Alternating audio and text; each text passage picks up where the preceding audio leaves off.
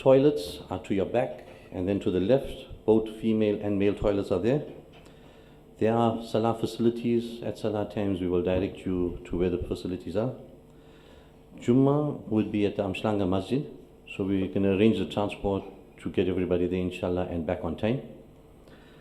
Thereafter, there will be lunch at the venue here, Coastlands.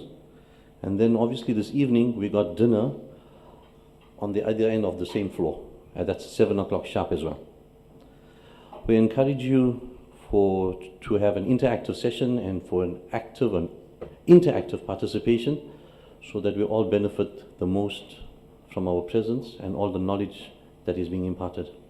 With that, I transfer you over to Zainul and he will take it from there. Jazakallah.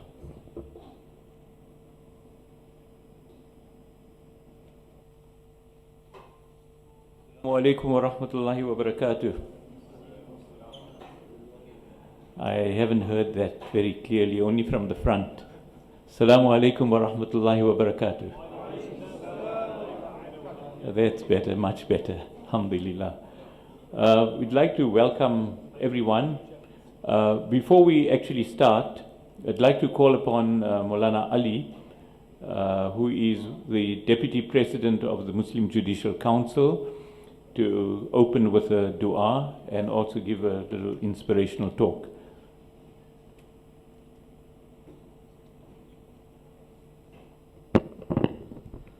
Assalamu alaikum wa rahmatullahi wa barakatuh. Bismillahir Rahmanir Rahim. Alhamdulillahi Rabbil Alameen. Wassalatu wassalamu ala ashrafil mursaleen. Nabiyyina wa maulana Muhammadin sallallahu alayhi wa sallam. Allahumma ati anfusana taqwaha wa zakkiha anta khayru man zakkaha anta maulaha wa waliyuha birahmatika ya arhamar rahimin. Allahumma dina wahdi bina waj'alna sababan liman ihtada. Allahumma ij'al ijtima'ana ijtima'an bil khair wal afiya wal barakah. Allahumma yassir umurana washrah sudurana wa nawwir qulubana واختم لنا بالصالحات أعمالنا سبحان ربك رب العزة عما يصفون سلام على المرسلين والحمد لله رب العالمين بسم الله الرحمن الرحيم الحمد لله رب العالمين والصلاة والسلام على أشرف المرسلين سيدنا ومولانا محمد صلى الله عليه وسلم أما بعد قال تبارك وتعالى بسم الله الرحمن الرحيم وتعاونوا على البر والتقوى ولا تعاونوا على الإثم والعدوان صدق الله العلي العظيم. Our honorable, respected, distinguished guest, Dr. Hisham from Bahrain, our honorable doctor from Singapore, our CEO of Awqaf, our honorable Haji Zainul Kaji, his deputy Brother Mikael, respected ulama, huffaz, our distinguished guest from far and wide. Let me ask myself first, why am I here? What is the objective of my presence here today? And so my heart should be able to respond to say, I am here to contribute towards the success of this fifth Awqaf gathering, where we will be speaking about an important institution which had played a significant role in the civilization of the rich legacy of Islam. The purposes of my presence here, and all of us, must be to contribute to the success of this significant gathering. Allah Tabaraka wa Ta'ala, when we study the glorious Quran, and Allah has given us the glorious Quran, it takes us to the furthest point in history. And the glorious Quran takes us to the deepest end in the future. And when taking us to the furthest point in history, it opens up the pages of history, where we can be able to study and research and identify with the causes of the growth of humanity, which has contributed towards human development, which has led for people to live together harmoniously, coexistent with each other, despite our diversity. When we study the glorious Quran, it lays the foundation for the future generation to come, so that humanity must be able to understand that there is a need for cooperation, coexistence, social cohesion, and the ta'awun, the ukhuwa, the brotherhood that is so required. Civilization is built upon cooperation. And the decline of human values, the cause of that is when the nafs sets in and individualism takes over from that broader principles of ukhuwa. My respected, honorable, distinguished guest, Awqaf SA has been a revelation to the global community in Africa. Their contribution to the consciousness of Waqf globally, and more so to South African society. It is a revelation because it has brought about alive the very important institution for sustainability. And therefore, when we come here, let us purify our intentions. I am here as a student, first and foremost. I would want to learn. But equally, cooperation means to share. Cooperation means that I can be able to contribute. And the expectation from your honorable selves is, how can I contribute further? Besides the fact that I'm going to be learning, I can be able to become a shareholder to ensure that the subject of Waqf, the institution of Waqf, is taken further into our communities, into our societies. The glorious Quran speaks to ta'awanu 'ala al-birri wa taqwa. The glorious Quran plays to us a guidance on what principles must we be able to build our cooperation. Bil bir, on righteousness.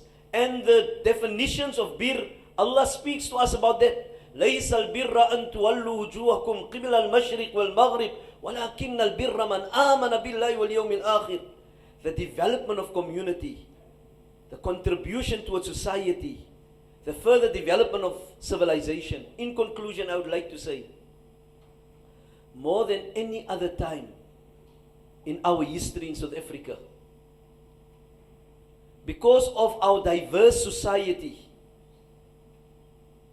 our relationships has become fragile.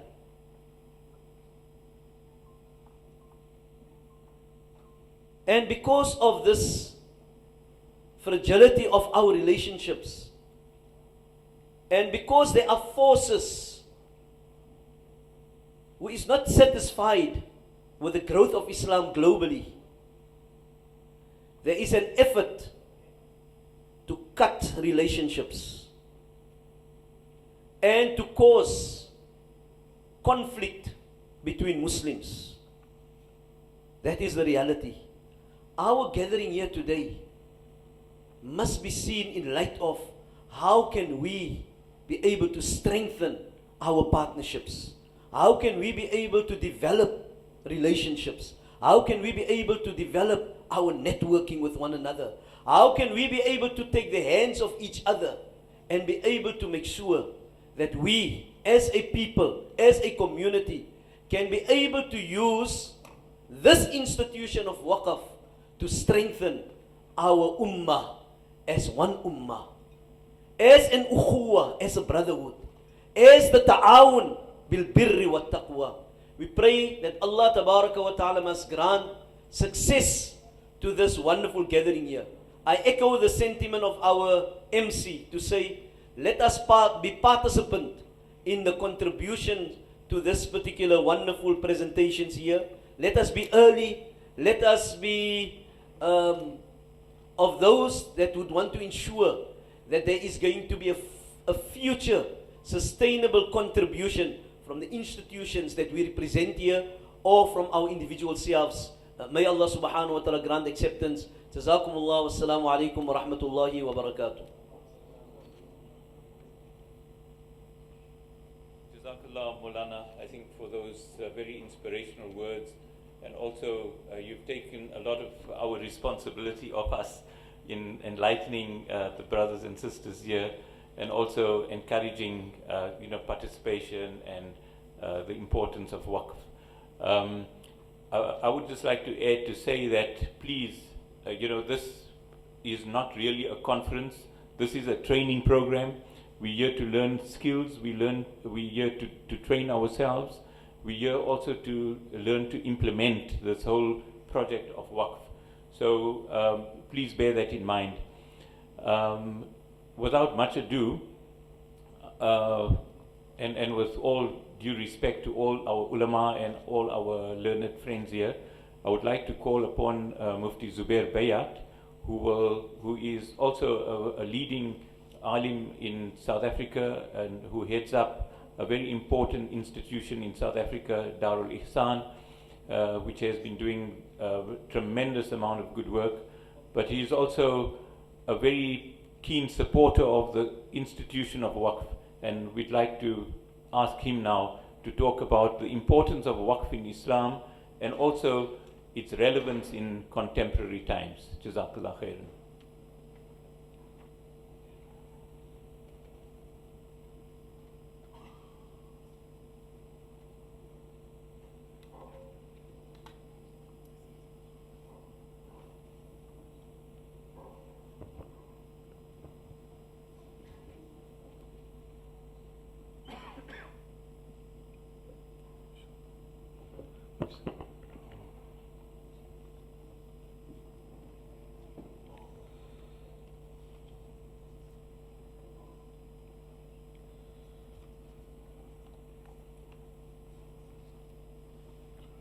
بسم الله الرحمن الرحيم الحمد لله وكفى وسلام على عباده الذين اصطفى أما بعد قال الله تبارك وتعالى وما تقدموا لأنفسكم من خير تجدوه عند الله وقال تعالى فمن يعمل مثقال ذرة خيرا يره وقال عليه الصلاة والسلام إذا مات ابن آدم انقطع عمله إلا لثلاث صدقة جارية أو علم ينتفع به أو ولد صالح يدعو له أو كما قال النبي صلى الله عليه وسلم صدق الله العظيم وبلغنا رسوله النبي الكريم ونحن على ذلك لمن الشاهدين والشاكرين والحمد لله رب العالمين. Distinguished guests, respected brothers and sisters in Islam, Assalamu alaikum wa rahmatullahi wa barakatuh. My topic of discussion this morning is the importance of the system of Waqf in Islam, and this is perhaps just to set the tone or the foundation for this very important workshop and conference combined together on this very important subject of Waqf. So this will incorporate aspects of the virtues of Waqf, the rewards of Waqf, the benefits of Waqf, the applications of Waqf in the modern day and age. All of that, inshallah, we will touch upon as briefly and concisely as possible. I've been given time limit, so inshallah I'll try to stay within the time limit that has been given to me. Now, as far as the Waqf, the virtues of Waqf are concerned, then of course the Holy Quran is our very first source of guidance, and we find many verses of the Holy Quran that can be cited on the importance and the benefit and rewards of Waqf, some of which are listed there, but these are not necessarily the only verses. There are several other verses that can be cited. In fact, all verses relating to charitable work and humanitarian work, etc., all of these will fall under this particular topic. So additional verses besides the one that you see on the screen, there are verses like وَمَا تُقَدِّمُوا لِأَنفُسِكُم مِّن خَيْرٍ تَجِدُوهُ عِندَ اللَّهِ what you send forth, you will find the rewards of that with Almighty Allah subhanahu wa ta'ala. فَمَنْ يَعْمَلْ مِثْقَالَ ذَرَّةٍ خَيْرًا يَرَهُ. Whoever does even an atom's worth of good and virtue will find it with Almighty Allah subhanahu wa ta'ala. وَابْتَغُوا إِلَيْهِ الْوَسِيلَةِ. Seek a way of acquiring closeness to Almighty Allah subhanahu wa ta'ala, and this will obviously be by way of charitable work and charitable deeds.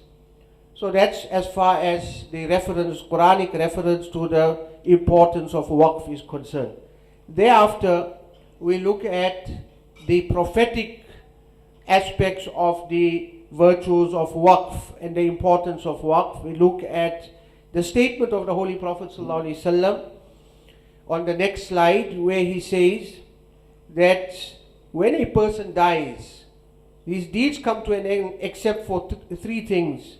Sadaqah jariyah, that is perpetual charity, knowledge which is beneficial, or virtuous descendants, virtuous offspring who pray for him after his demise. إِذَا مَاتَ ابْنُ Adam, the famous narration of the Holy Prophet sallallahu alaihi wasallam. So this sadaqatun jariyah, this is in essence what waqf is all about. It is a perpetual reward that accrues to a person so long as that corpus of that waqf remains and people continue to benefit from it, the reward will continue to accrue to him. Insofar as the sunnah and the example of the Prophet ﷺ is concerned, then not only did he expound the importance of waqf, but he practically carried out, and he in fact made certain things waqf. For example, the 7 orchards in Medina, which he had stipulated as the beneficiaries as the poor and the needy people of Medina. Famous hadith that states that وَقَفَ النَّبِيُّ صَلَّى اللَّهُ عَلَيْهِ وسلم سَبْعَةَ حَوَائِتَ بِالْمَدِينَةِ. There were 7 orchards that he had made waqf in Medina, and these 7 orchards were actually gifted to him by a Jewish person. The Jewish person, though he had not accepted Islam, he had great love for the Prophet ﷺ, and he bequeathed all his wealth to the Prophet ﷺ after his demise. This person, his name was Mukhayriq, and he passed away in the 4th year of Hijrah, and all of this was then inherited by the Prophet ﷺ, and he then made this waqf to the mujahideen, the poor and the needy. In fact, the books of history even state the names of each one of these 7 orchards, but because of time constraints, I'm not going to go into that discussion. Furthermore, we also find that the Prophet ﷺ made waqf of a garden or an orchard that was called Fidak, and this was for the travelers, the Musafirin, and he also made waqf of certain lands in Khaybar, which the income of which was divided into 3 parts. 2 parts were dedicated for the general public as the beneficiaries, and 1 part was for his own family members, the Ahlul Bayt. And from this we get the concept of waqf khairi and waqf ahli, or waqf on the general public or for general purposes, and waqf on one's own family and relatives. Thereafter, we see the waqf of the companions of the Prophet ﷺ. In emulation of the Prophet ﷺ, the companions, each one vied to do some kind of waqf. And so we find several examples. In fact, there are many, many more examples. But as I said, because of limitation of time, we cannot go into all of those details. The famous waqf is that of Umar bin Khattab radiallahu ta'ala anhu, when he received some very, very prime lands from Khaybar, and now he wished to donate it for charitable purposes. So he approached the Prophet ﷺ and he sought from him advice and guidance in the matter.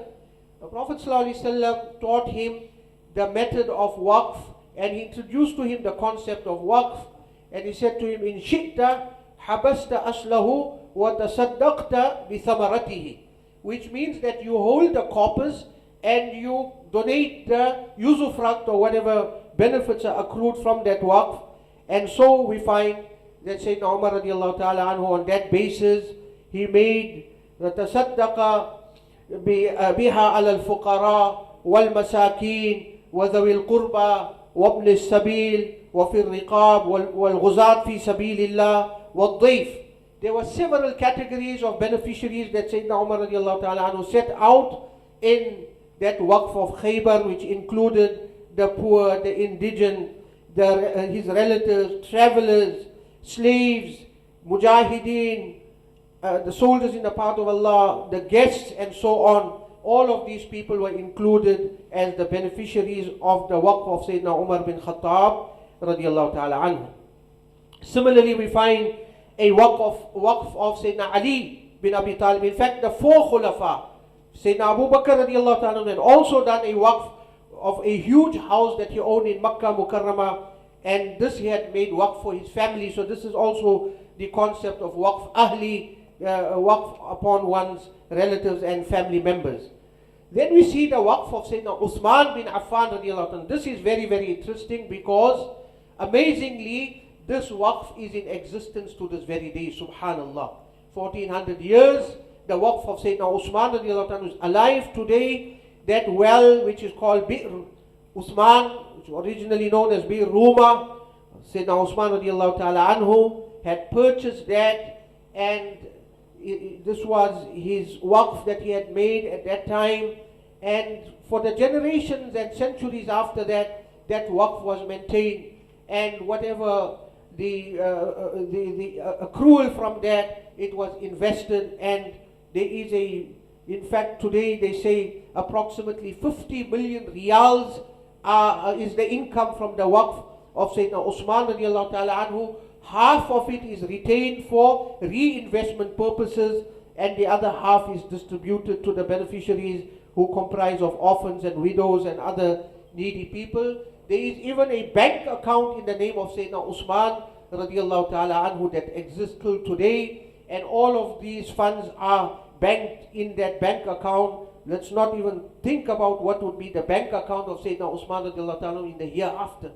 This is the bank account that remains in this world of all what has been retained from the income of that waqf, and it's growing exponentially.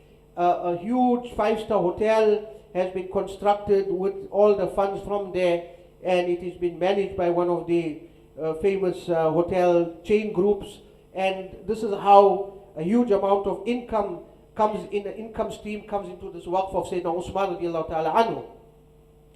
And for that matter, we have the waqf of Zubayr radiallahu ta'ala anhu. It is said he had a very interesting waqf. وَوَقَفَ زُبَيْرُ دُوَرَهُ عَلَى بَنِيهِ لَا تُبَاعُ وَلَا تُورَثُ وَلَا تُوهَبُ وَشَرَطَ أَنَّ لِلْمَرْدُودَةِ مِنْ بَنَاتِهِ أَنْ تَسْكُنَ غَيْرَ مَضَرَّةٍ.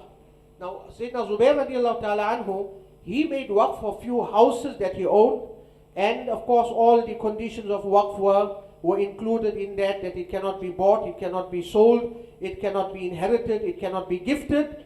And he made a condition that if any one of his daughters had to be divorced, then they would be given preference of occupation of those houses until such time that they remarried. Then we find the waqf of Sayyidah Aisha radiallahu anha, Sayyidah Asma radiallahu anha, the other Azwaj Mutahharat, Sayyidah Safiya, Habiba, Salma, Hafsa, all of these wives of Nabi sallallahu alaihi wasallam all had made waqf, which goes to show us that Awqaf is not a male institution. In fact, the females had an equal role to play as far as Awqaf is concerned, not only in the era of the Sahaba and Prophet sallallahu alaihi wasallam, but even in later eras. For example, we find till this day there is a waqf of a lady whose name was Solotia Begum. She was a lady who had purchased a tract of land and constructed a madrasa, an institution of learning in Makkah Mukarramah, Madrasa Salotia. It's named on her name. This madrasa is in existence for the last 150 years. This was a female, Salotia Begum from India, who had made this waqf of this madrasa Salotia. And King Abdul Aziz when he visited this madrasa many years ago, he wrote in the register of the madrasa, Hadha Azharu Biladi. This is the Azhar of my country, the Azhar University of Saudi Arabia. This is that madrasa that was made waqf by a Muslim lady. And then we have examples of many other Sahaba who had made waqf. Ibn Qudama, rahmatullah alayhi, one of the great jurists of Islam, says, there is not a single Sahabi who could afford to do waqf that did not leave behind a waqf, and he ensured that he left something behind as waqf. Whoever could afford it aspired to make waqf in emulation of the Prophet ﷺ and to acquire that perpetual reward. Thereafter, we look at some of the avenues of waqf, and there are many avenues of waqf that existed in the Muslim world and even exist to this day. I will go to the other half of the screen, things like shelters for elderly people, which we call today old age homes, orphans or orphanages, and there were special shelters for widows, for divorcees, for the poor, the needy, the invalid, the sickly people, etc. Institutions that took care of various individuals of society who required some kind of support and assistance. Then there were waqfs that financially supported prisoners, people in debt, the hujjaj, even prospective couples came to those awqafs, certain specific awqaf to help couples who were unable to afford the cost of marriage to get married and so on, for emancipating of slaves, etc. There were awqaf in which the scholars were the beneficiaries, stipends were stipulated for ulama, scholars, and for dua, da'is, students, etc. There were even animal welfare awqaf. To that extent, today we talk of SPCA. But in the Muslim world, the concept had already existed a long time ago. There were certain very interesting awqaf. There was a waqf that was called the milk and sugar waqf. And this was specifically for mothers who, when they needed milk for their children, they could have recourse to that milk and sugar waqf fund. There was a specific waqf that was called the broken dishes waqf. This was for servants that in the course of their work, if they broke their dishes and they feared that there would be some kind of compensation or retribution, then they would go and take the funds from that waqf. And this is how that particular waqf was established. There are many Jazakallah for giving me another 20 minutes. There are many benefits of waqf. We can just quickly read through the screen. It's self-explanatory, the next screen. There's no real need to go into any kind of detailed explanation. Right. And then we go on, the next screen will be relating to historical facts of waqf. Now, it's amazing how this concept caught on in the world. And for centuries, this concept has been alive. It's very unfortunate that the ravages of colonialism, that the Muslim Ummah lost the concept of waqf. And these kind of endeavors and efforts, I congratulate Awqaf South Africa for reviving the concept of awqaf. This is extremely important. The Ummah has to come back to the legacy of awqaf. This has been the source of social and economic empowerment of the Ummah in the centuries. But of course, many of those awqaf were lost over the centuries, especially after colonialism.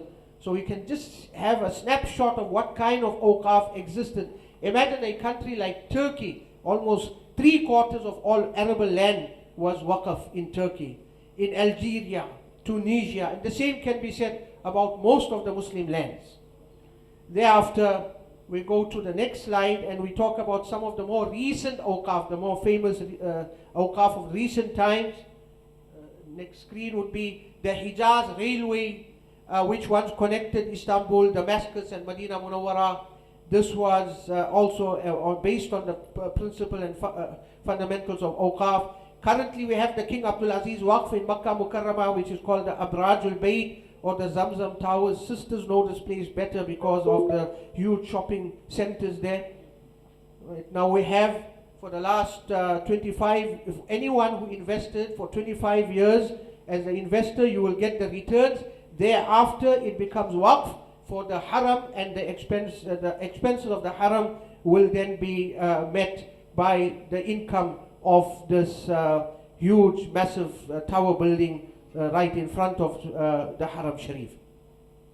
Another example, I had the opportunity of visiting a hospital in Karachi. It is called the Indus Hospital in Karachi, and this is also based, you can see the website and go and see, study how this operates. It's absolutely free treatment, and it was established on the principle of the waqf. Then we have, I just wanted to mention about some waqf in South Africa, particularly here in Durban. A famous waqf we have is the Lokat Waqf. There is a building in Durban CBD, and over the years a lot of work has also been done by this waqf. And then of course in the modern times we have the takaful and mutual funds, which can be based on the waqf model. There are other models, but this is one particular model that they can be based upon. And the idea is that it assumes a juristic person, it has a legal persona, and you have subscribers, and based on the rules of that waqf, the subscribers will then be covered in terms of whatever calamities or problems or losses that they suffer. I will then go to the last slide, and this is relating to the charitable trust in the Western world. Now, we find that in the West, the concept has also grown very much, and in the United States, for example, there are about 86,192 foundations. This may be 5-6 years ago, may have increased in the recent times. So we can see that this is something that even in the Western world, they have trust, charitable trust, that carry out various kind of activities, and we should not be behind anyone. The Muslim Ummah should be in the forefront as far as charitable, humanitarian and philanthropic works are concerned. With that I conclude. Wa shukran wa assalamu alaikum wa rahmatullahi wa barakatuh.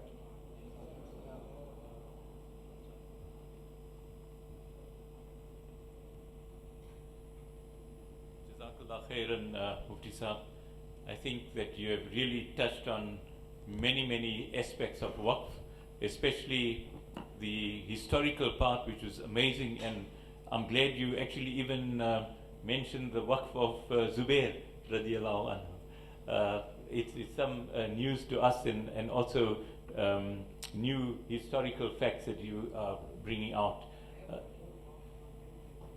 Okay, Jazakallah. MZB Trust is also a waqf. Brothers and sisters, I think Mufti Sahab has actually highlighted a very important concept of waqf, both historically and in contemporary times. And we hope that throughout this program, there'll be much more to learn about it. But he's actually also coming on into the next session. So I'm going to hand over to Brother Ibrahim Vauda, who will be conducting the next session. Jazakallah. Assalamu alaikum.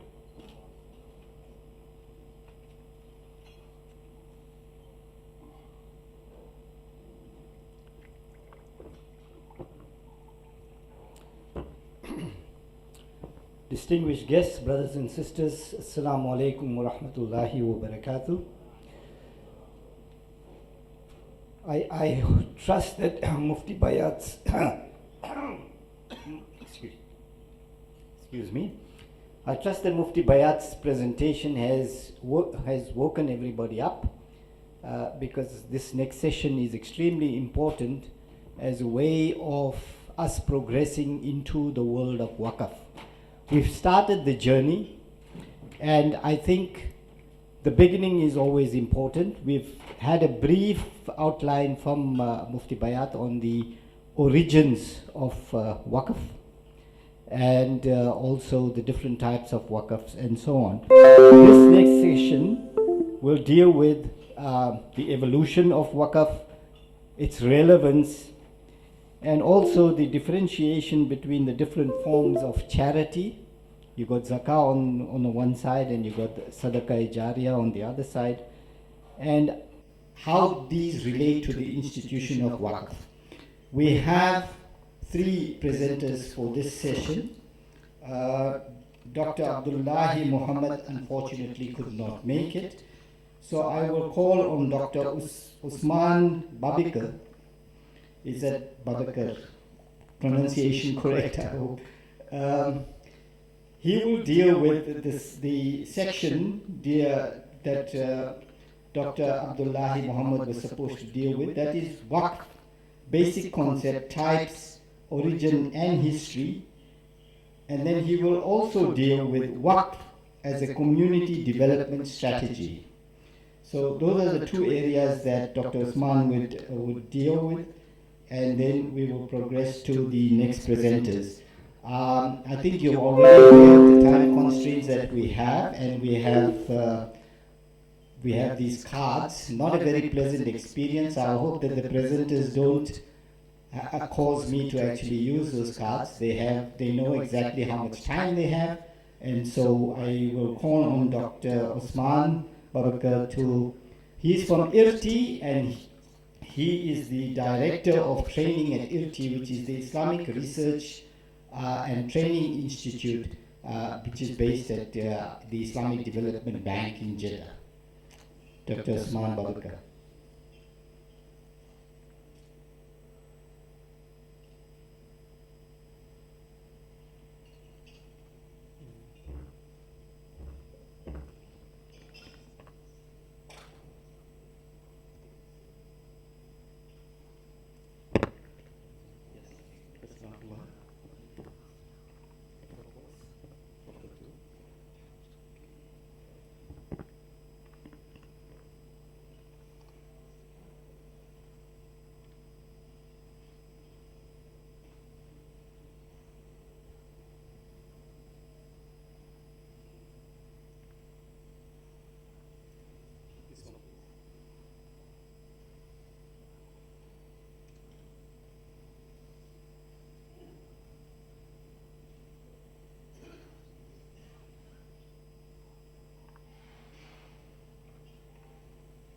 بسم الله الرحمن الرحيم الحمد لله رب العالمين والصلاة والسلام على رسول الله وعلى آله وصحبه وسلم.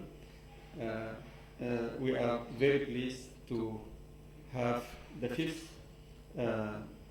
workshop on Waqf being implemented starting from today for 3 days in collaboration with Awqaf Foundation of South Africa.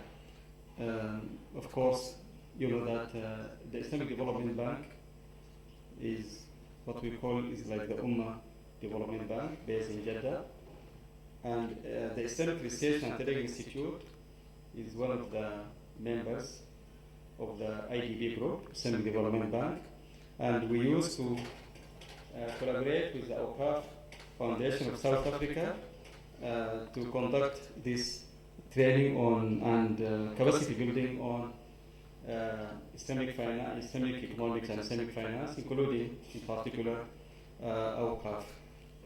Because of the time, in fact my colleague is supposed to be with me, Dr. Abdullahi, but for just administrative reasons he was unable to come with us. Inshallah, I will try to cover what he has given me as much as I can. Of course, Mufti, Jazakallah khairan, he covered most of the fiqh issues and the history of Waqf, but I will be very quick on definition of Waqf, the objectives of Waqf, the legitimacy of Waqf in Sharia, the type of Waqf, and the type of properties that can be designated as Waqf, the pillars of Waqf, and also ownership of Waqf and stipulations or the conditions of Waqf and the substitution of Waqf. Thank you.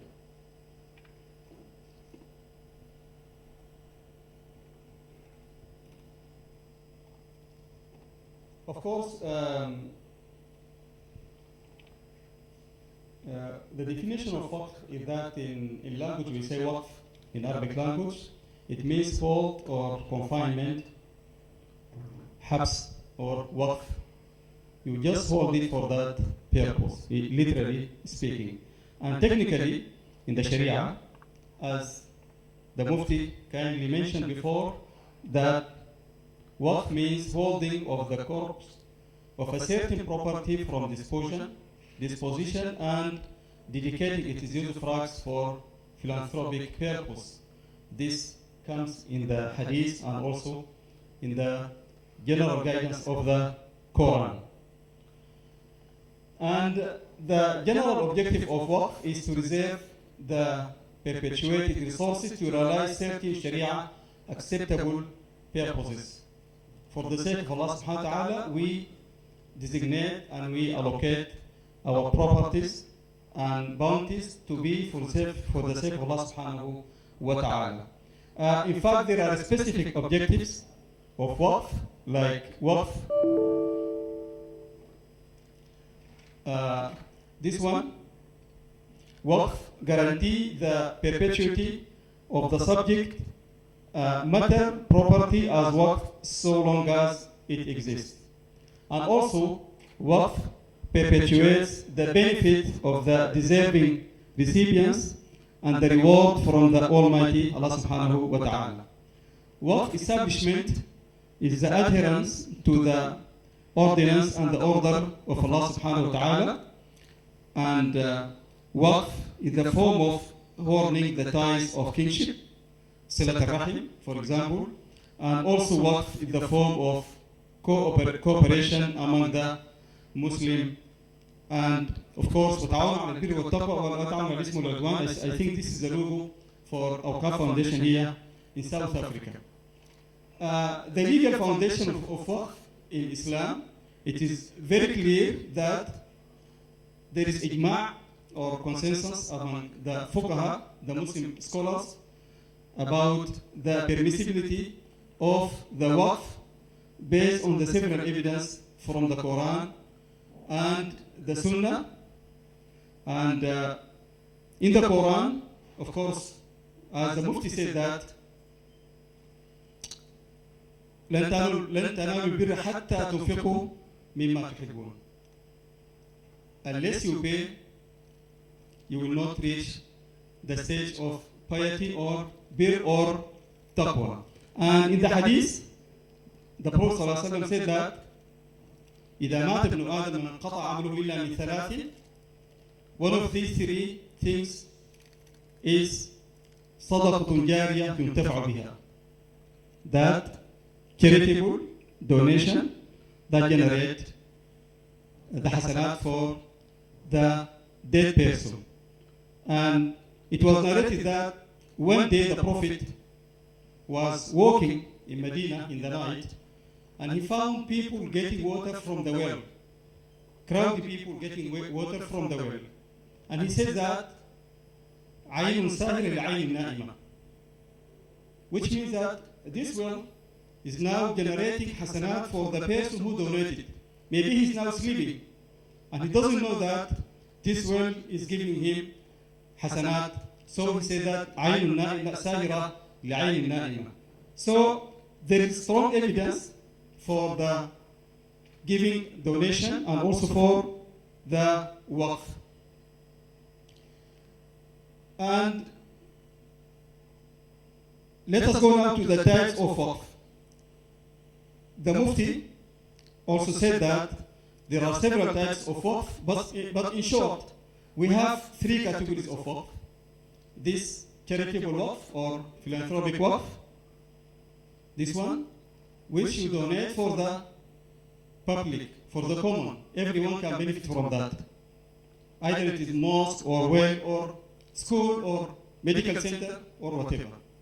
And the second type is al-waqf al-dharri, as he mentioned the Mufti, al-waqf al-ahli, or al-waqf al-dharri, or the posterity waqf, which is dedicated to family members or certain other individuals and upon death of the beneficiaries, this waqf should be transformed into charitable one at the endorser's request. And the last one is the joint or blended waqf. The joint waqf combines philanthropic or charitable and posterity or ahli or family waqf. What are the types of properties that can be designated as waqf? Dr. Abdullah mentioned that the scholars validate designating immovable properties such as real estate, land, and building as waqf. And of course, this is the classical view of waqf. The fuqaha talk about this immovable waqf or immovable assets as a waqf. But now people talk about so many forms and types of assets that can be donated for waqf, even including the cash, including the time also. You can donate your time. You are a medical doctor or engineer or legal advisor, so you can give this service, which is, even it is not tangible, let alone it is movable or immovable. So, in general, now we can have a wide spectrum of types of assets that can be donated as waqf, as we said, including cash waqf. Here, the doctor said that Hanafi for the cash waqf, the Shafi'i, the Hanbali, and Zaydi, they don't endorse or allow it as it cannot be used unless consumed. And some fuqaha, some scholars say that if something is consumable, we cannot make it waqf. For example, the food cannot be waqf. So I think we can donate food, but we see whether it is consumable, used once, or it can have a kind of continuity. So anyhow, now we have a room for donating many things as waqf. Of course, these are well-known things, pillars of waqf. The waqf giver is the waqif, the wealth designated for the waqf, al-mawquf, the type of money or the type of the assets that you donate, and also the recipient of endowment, al-mawquf alayhim, the beneficiaries of the waqf. There are certain conditions that specify who are the beneficiaries, and also the legal statement of the waqf, sirat al-waqf, how it is, the donor or the waqif, how does he like this waqf to be. So these are the main issues relating to the waqf. Withdrawal of own waqf. The majority of the waqf is binding and cannot be withdrawn. Since you donate, you give something as a waqf, it is binding contract, it is binding promise that you cannot withdraw this commitment from the legal, from the Sharia point of view. And Abu Hanifa said that you can withdraw the waqf during your lifetime unless it is mosque or court rules it is binding. He said that you can withdraw or you can drop the waqf. This is a fiqh opinion of Abu Hanifa. But if it is mosque, you cannot change your mind about mosque as a waqf, because you cannot change the use of this building to any other uses. Converting, for example, waqf masjid to a restaurant or to whatever, this is not allowed in the Sharia. But some countries like Sudan, Kuwait, they allow the withdrawal and change in all type of waqf except in mosque or graveyards. Also, graveyards as a waqf cannot be changed.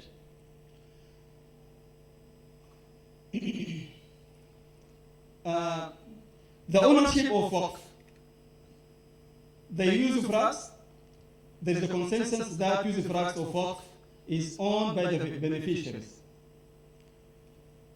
The Waqf itself, the Waqf, Abu Hanifa said that Waqf is owned by the Waqif and he has the right to terminate in his lifetime, as we said before, unless it is a mosque. What are the conditions of the Waqif? There are 30 conditions that the Waqifin almost all the time make. Stipulations that don't violate any Sharia rulings or the essence of the contract. For example, distribution of Waqf revenue, designation of the mutuary or nazir, such as stipulation has to be fulfilled. There are basic conditions that the Waqif or the donor will dictate, and this will be followed. But some conditions cannot be followed if it is against the spirit of Waqf or if it contradicts the Sharia principles. The substitution of Waqf. Can we change the Waqf? Can we replace it? If we have a land which become far from the city center, can we sell this land, which is Waqf, and get a land in the city center which is more profitable and can be a commercial center and can be used in a better way? This is the issue. The Shafi'iyya and the majority of Al-Malikiyya forbid the substitution of immovable Waqf properties, especially mosques, even if they are abandoned, if they become out of the city. No people coming to that area. So this is an issue now. The Hanabila allow under the rules of necessity. The Hanabila school of thought, the Hanbali school of thought says that yes, we can change the property of Waqf if there is a necessity. What is the necessity then? Who decides this is necessary or not necessary? It depends on certain conditions, certain situations. So the substitution of Waqf, which is no more usable, by selling it and buying another property to be Waqf instead, even if the Waqf is a mosque. So the Hanbali are more flexible in terms of changing or substituting the Waqf subject if there is a necessity. The Hanbaliya, the Hanafi are flexible on the issue as well. They say that if Al-Waqif stipulates substitution for himself or for him or others, the substitution is permissible as stipulated. If there was no stipulation concerning the substitution, or it was stipulated that there shouldn't be any, then there should not be any, unless the court orders it, and this can only be if the Waqf is no more usable. It depends on the judgment from the court, the legal court, to decide if we can change and substitute the Waqf. Of course, the Waqf is managed by the Nazir, or the one who is designated to manage, or the owner of the Waqf. And Nazara for Waqf, sometimes we call it Mutwalli, of course. The Mutwalli is entrusted to run the institution of Waqf. The Nazir has to be, of course, honest, integrity, and qualified to perform his duty as the need arises. If there is no competent Nazir or Mutawalli, then the court has to run the institution of Waqf. Does the Waqf has legal personality?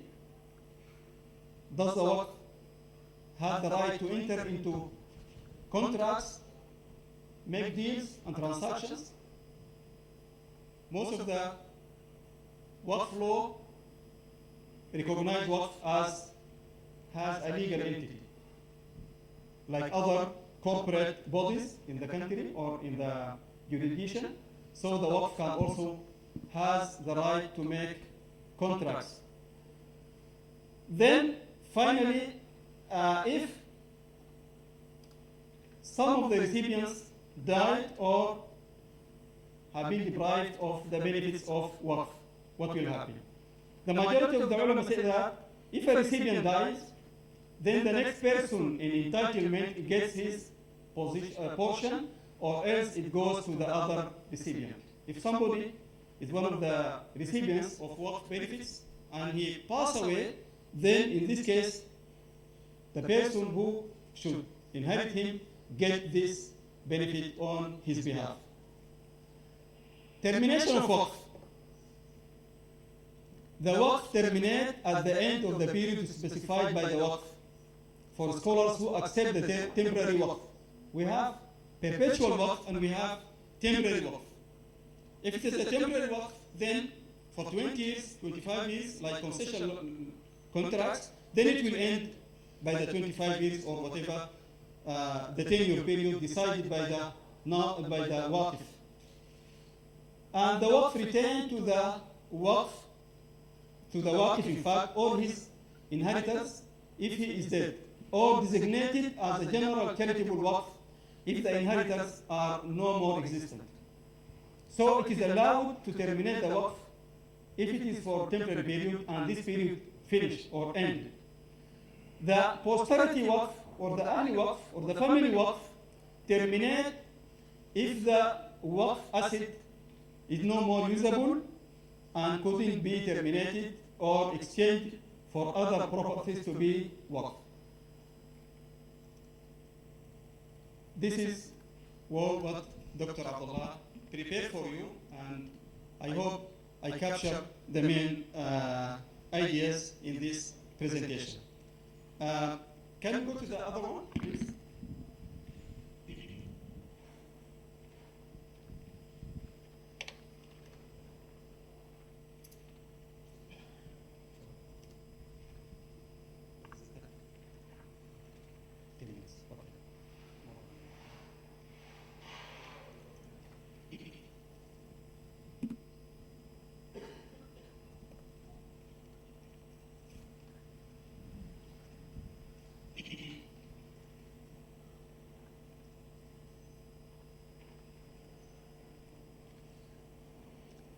Can I have the other presentation?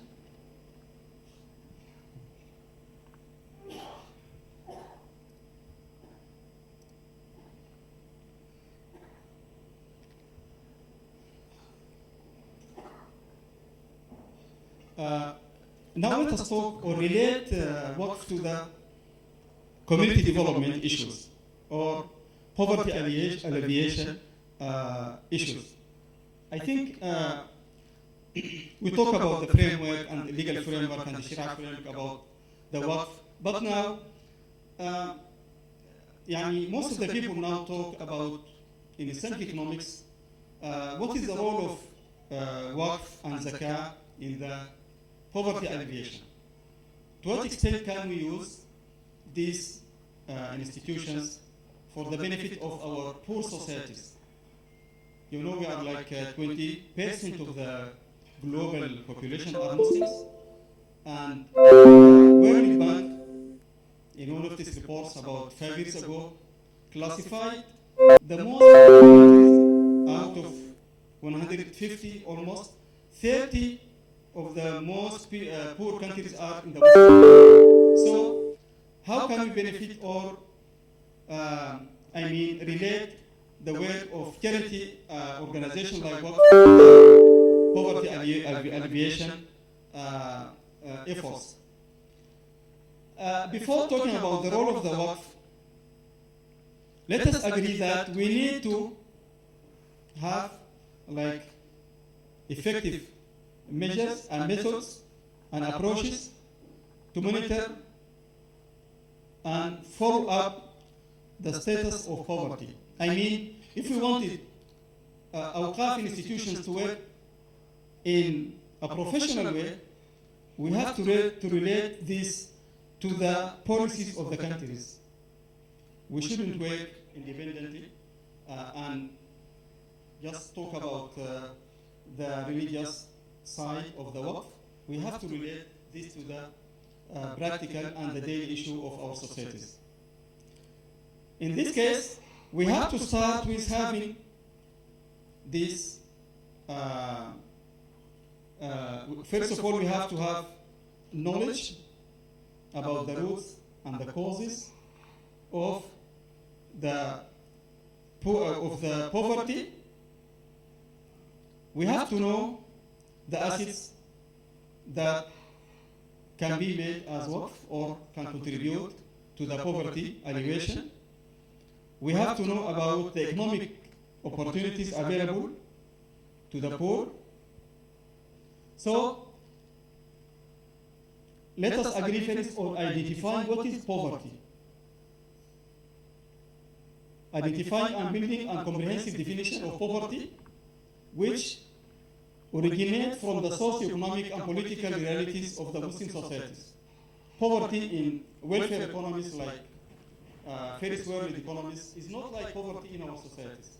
So we have to customize the concept and the issue of poverty to our societies. And to monitor the poverty through developing complete and regular data and information on poverty in our countries. We need to do, for example, social survey or family or household surveys. This will allow us, database will allow us to build a framework for identifying areas requiring intervention by government or by Awqaf institutions. So we have to start with good information about the poverty. We have to be well informed so that we can have informed policies and well-perceived policies towards poverty, and therefore we can talk about the right role of the Awqaf institutions. And also we need to identify and prioritize issues of relevance to poverty alleviation policies in the area of employment generation in order to design well-perceived policies on these issues. We have to talk about the role of waqf in employment generation, in employment creation, how to create employment for the society. We have to customize these things into policies, into very articulate, systemic method, rather than talking emotionally. So we have to do this kind of exercise. And we have to look at poverty not only as a social help. It rather involves sustained increase in productivity and inclusiveness of the poor into the process of growth. My point is that we have to make waqf in relation to our real challenges in the, as we said, employment creation, financial inclusion. We have to bring most of the societies in the economic system, no exclusion, especially for those in the rural areas. Usually they are ignored by the financial institutions, commercial financial institutions. So we have to bring this into the process. And therefore, understanding the causes of poverty and the mechanism of improvement and poverty sustainability is what will eventually determine the policies to address the problem by the Awqaf institutions. Also, we have to take into account that in our countries, sometimes the policymakers implement economic reform programs, huge economic reform programs, most of the time dictated by international organizations. So we have to have additional corrective measures that must be undertaken to alleviate these adverse impacts on the poor and the marginalized groups. So,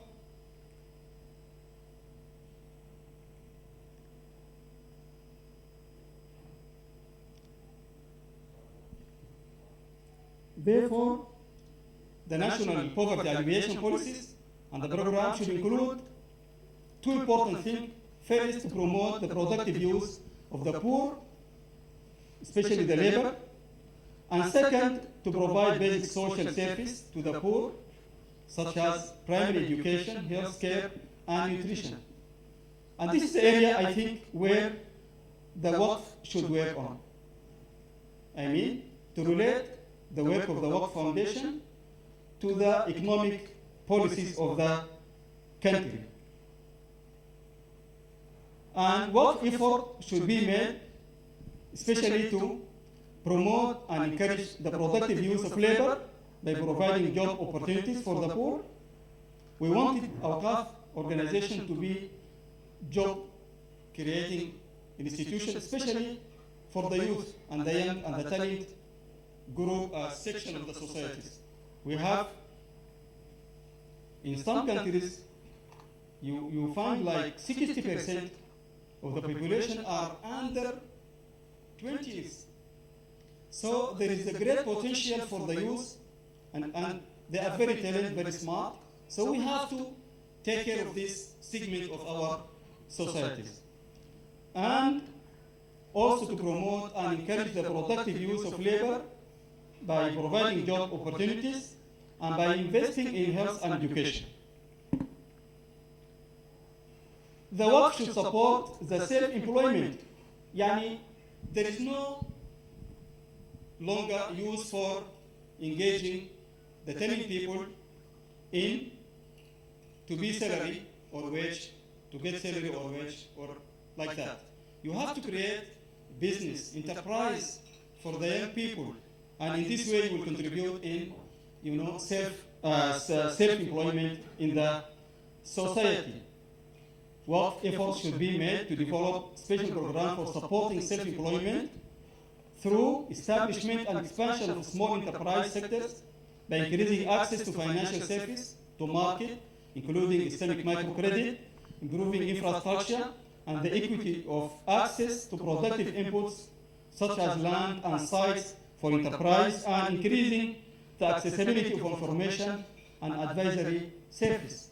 I mean, the Waqf Foundation can also give advisory service to the youth, to the young, to develop the entrepreneurship.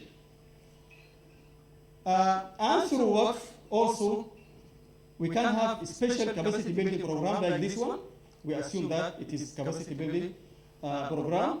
And special capacity building program is recommended to be developed by the Waqf in collaboration with the relevant national, regional, and international institutions, with the view to support the effort of the Muslim countries towards enhancing their institutional capacities and improving the effectiveness of their national poverty alleviation strategies. And last 2 points, I hope you give me just a minute. Exploring methods and approaches to face with future global crises and natural disasters through facilitating the transfer of expertise and best practice among the Waqf organization, and also the Waqf resources are invited to finance projects in the field of education, especially introducing the new initiatives within the Islamic education institutions, such as vocational training. We need Waqf institutions to focus on this type of vocational training. Sometimes if you give educational, academic education, sometimes is not useful. But if you focus on vocational, those which are done by hands, handicrafts, this will be also more effective. And we have to have, like all of the organization, should have active participate in the implementation of the various activities of the program through the national focal points. We have to create focal points. Half a minute. For our Awqaf Foundation. Sometimes you find them disconnected. There are so many organizations globally and regionally, but you don't find any cooperation and coordination. There is no any kind of synergy or reverse link between these institutions. So we have to also point the importance of this coordination issue. An online Waqf network. We need online network on innovative social assistance strategies for poverty alleviation. This is highly needed for the Waqf Foundation, with the view to facilitate and exchange information and knowledge sharing on best practice and success stories among the Waqf organization. We have to benefit from each other. What is the success stories? What are the weaknesses? These things we have to share with each other as Awqaf Foundation. Thank you so much. I appreciate your patience, and inshallah we'll continue with you in the other sessions. Thank you. Barakallahu feekum. Thank you.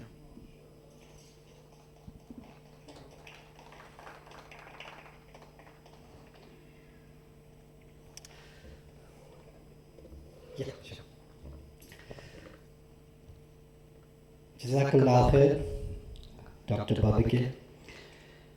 I think you will now start to get an understanding of not just what a waqf is, its origins and so on, but its potential to make a difference, especially in a country like ours, South Africa. I think you will see a lot of issues that Dr. Usman Babakir raised in his presentation, and how we as a community in this country can make that difference through the institution of Waqf. And I would urge you to start thinking of ways that we can do this, and during the questions time or during the subsequent sessions, to try and explore further the thoughts that you might have. To go on to the next presenter, he doesn't need any introduction because he's already been introduced. Mufti Zubair Bayat. He will speak about the Waqfiyya, its elements and its significance in Sharia. Mufti Bayat.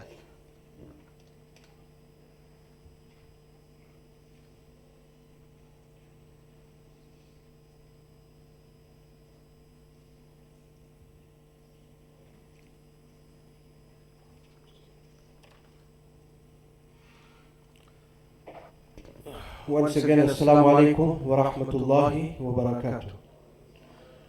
Inshallah, in the very restricted time that has been given to me, understandably, we've got many other presenters to come to the front, so I'll try and keep it as brief as possible.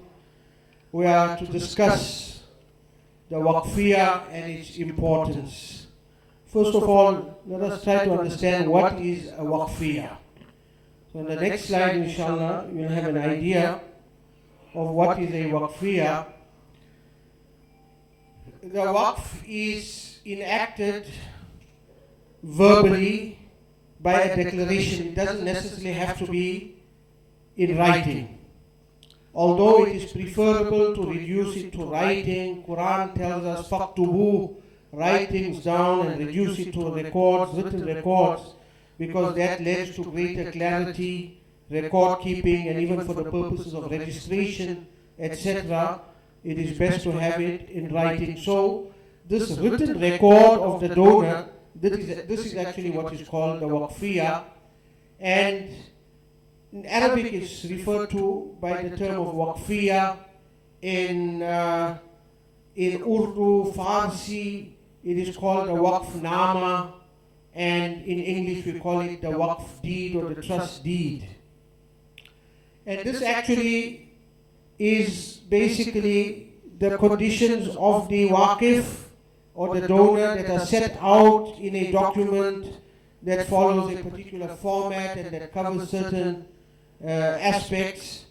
So we come to a very important principle of the Sharia as far as Waqf is concerned, and that is Shartul Waqif Kanasi Shari, which means that whatever stipulations are made by the donor, the Waqif, these are enforceable as if a Quranic text, as enforceable as a Quranic text.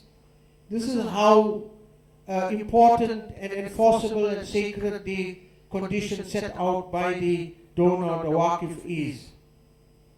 Of course, as long as it does not contradict any Islamic principles. Shartul Waqifi Mu'tabaratun Ma lam tukhalifi Shara. As long as it does not contradict any kind of Islamic principles, the conditions will be upheld. And so we find that as far as the written record of the Waqf is concerned, Sayyidina Umar radiallahu ta'ala anhu was amongst those people, the first people who actually had his Waqf deed witnessed. وَقَدْ أَشْهَدَ عُمَرُ فِي زَمَانِهِ عَلَى كِتَابِ وَقْفِهِ نَفَرًا مِنَ الْمُهَاجِرِينَ وَالْأَنصَارِ. Sayyidina Umar radiallahu ta'ala anhu, in his time, he had his Waqf deed, the same Waqfiyah we're talking about, he had it witnessed by a group amongst the Muhajir and the Ansar companions, so that they could be witnesses to that record of his Waqf that he had set out, the Waqf that I referred to earlier on, the Waqf of Sayyidina Umar radiallahu ta'ala anhu in Khaybar, and indeed there were some other Awqaf as well besides that famous Waqf of his of Khaybar. So now, what should be the provisions of the Waqf deeds? Just an idea. Obviously, every individual will use his own discretion and his own approach, and this is where we have great latitude and wide powers as far as Waqf is concerned. So perhaps there could be a preamble to the Waqf deed which will set the tone of that Waqf deed, maybe some Quranic verses, some traditions of the Prophet ﷺ, the noble intentions of the founder, etc. These could be set out in the preamble. Then we would have the objectives of the Waqf, what was the purpose or reason for establishing the Waqf. Then we would have the application of the income of the Waqf or the categories of the beneficiaries. So here, this is where we will have, for example, it could be very, very brief and very vague, and it could be very detailed and descriptive. Right? And there we could have what our previous speaker, Dr. Babakar, had referred to as either it could be purely a Waqf Khairi, or it could be a Waqf Dhurri or Waqf Ahli, or it could be a kind of a hybrid between the two, or what he referred to as a joint or a blended type of Waqf which incorporates elements of the Khairi as well as the Ahli. There could be certain restrictions, that is exclusions, etc. set out in that Waqf deed.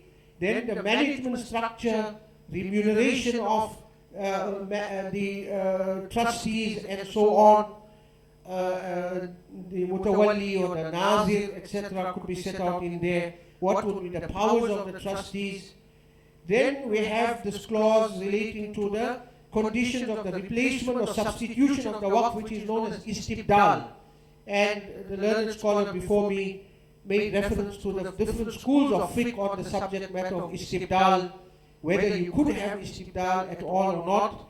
However, the contemporary scholars have inclined to the view of istibdal as one that is most practical, because there could be an instance where the Waqf becomes unusable, and instead of it going into complete oblivion or destruction, it should be replaced with something suitable. But there are strict conditions on the process of the replacement or substitution of the Waqf. Yes, and then we could have, for example, dispute resolution mechanisms in the event of some kind of dispute between the trustees or the trustees and the beneficiaries. How do we resolve that dispute? How the matter can be solved by having arbitrators and so on. There could be certain amendment clauses in there as well that allows the trustees to amend that Waqf deed if the requirement is there. In other words, the more comprehensive, the more wide the Waqf deed is, the better it is, because once the Waqf deed has been completed, it is like something that is cast in stone, and one cannot go about changing that Waqf deed. This is why we say Shartul Waqif Kanasi Shari. The meaning of that is now it gets cast in stone, and then even the donor himself can't go about changing the clauses of that Waqf deed once it has been set. So at the outset, one must have a clear idea of what one wishes to do, unless, as I said, you have the amendment clauses built into that Waqf deed, then there is some latitude to making some kind of changes to the Waqf deed. And thereafter, again, we go back to some references in history, the history of Waqf deeds, we find that an extraordinary effort was made in documenting and preserving these Waqf deeds. That details of those are found in the archives. They are still being maintained in many archives in the Islamic capitals of different countries, and this would make a very, very interesting subject matter for research papers. These Waqf namas or these Waqfiyas need to be translated, they need some kind of commentary, some notes to be added to it, to get an idea of what kind of Awqaf existed in the past and what was the thought processes, what people had in their minds when they went about setting out their Awqaf and so on. On the next slide, I will refer to the one example of a Mamluk Waqfiyah. This was research carried out by a scholar, Ulrich Harman, and he speaks about the endowment of the Mamluk, which was one of the dynasties in Egypt, as to the various provisions they had set out in there insofar as education of the public of Egypt was concerned. And I do have actually a hard copy of that Waqfiyah in my possession. I have it here with me, in which this scholar has gone about studying the Waqf in detail, the Waqfiyah in detail. He's gone through all the provisions in there, and it's astounding the kind of descriptions that were given. In fact, at that time, it had to be almost like a property trust deed, like a property deed, like a real estate deed, in the sense that it had to define all the markings as far as the property was concerned, and the actual physical dimensions, all of that were included in the Waqfiyah, which is covered in this particular article. So this Waqfiyah was drawn up, it was registered, it was certified according to the fixed rules. It used to be, there was a system, elaborate system of registration of the Awqaf, and of course now we have in some countries even an Awqaf department or an Awqaf portfolio, ministry of Awqaf. There's a complete ministry there, and there's a minister of Awqaf and so on. So this is actually following up on historical precedents we have as far as Waqf is concerned, that there used to be departments that dealt with this, and a lot of importance was assigned to the preserving of those Waqfiyas, so that later generations would not interfere insofar as those Waqfs were concerned. As I stated there, anyone who might be tempted to infringe on the inviolability of that particular Waqf for in the future generations as well, it was set out clearly in that. The last slide is an example of some research papers on Waqfiyas, and I just set out just some of there are many more research papers on Waqfiyas, but just to give an idea, the organization of Waqf documents in Cairo, the Waqfiyah of Muhammad Bey, Abu Dhabab, the three Sufi foundations in a 15th century Waqfiyah. This goes to show us the kind of Waqfiyahs that existed and that are found, records of which are found. The Waqfiyah of Mawla Isa, Lefke, and so on. Waqf documents from the Sinai, the Waqfiyah of Ahmed Pasha from Turkey. So these are just examples of the different type of Waqfiyahs and Waqf documents. So that brings me to the conclusion. I think whatever deficit of time there was, I've covered that up, inshallah, and I'm on par now, inshallah.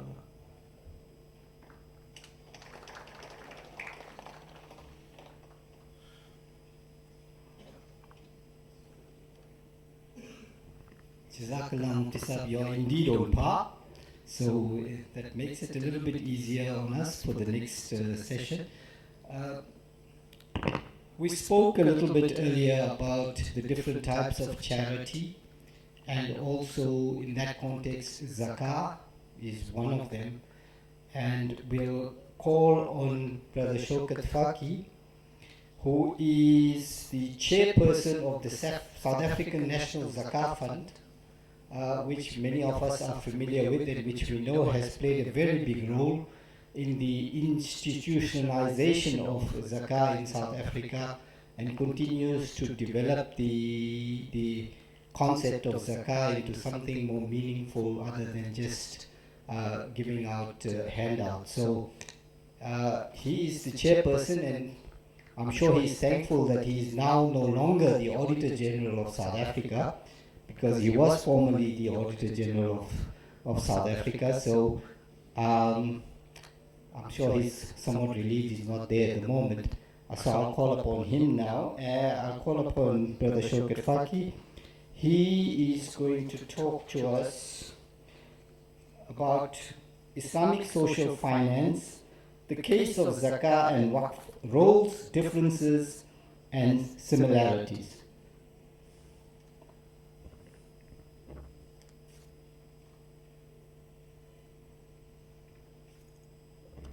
Jazakallah for that. Bismillah ar-Rahman ar-Rahim. Assalamu alaikum wa rahmatullahi wa barakatuh.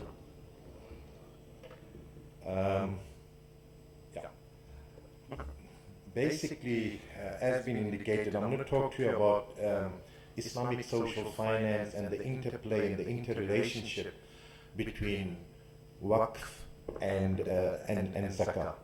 Some background, I'm not going to go too much into the background. Next slide, please. Some background, I think a lot of the background has been covered both by Mufti and by Dr. Osman. So I'm not going to go into a lot of the background, but what is being presented previously clearly indicates the importance of waqf and how waqf could be used to try and bring about social justice, if I may put it that way, social engineering, and in many respects alleviate poverty, empower people, and that kind of thing. So I think a lot of that has been covered quite significantly in the presentations before, so I'm not going to go through that in too much of detail.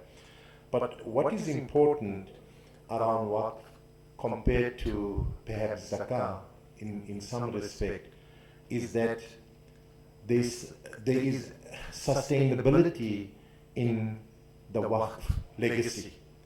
As has been indicated, the capital quite often gets retained, and the income from the waqf is utilized to bring about some social justice, social engineering, and also to try and bring about what the topic is talking about is Islamic social finance.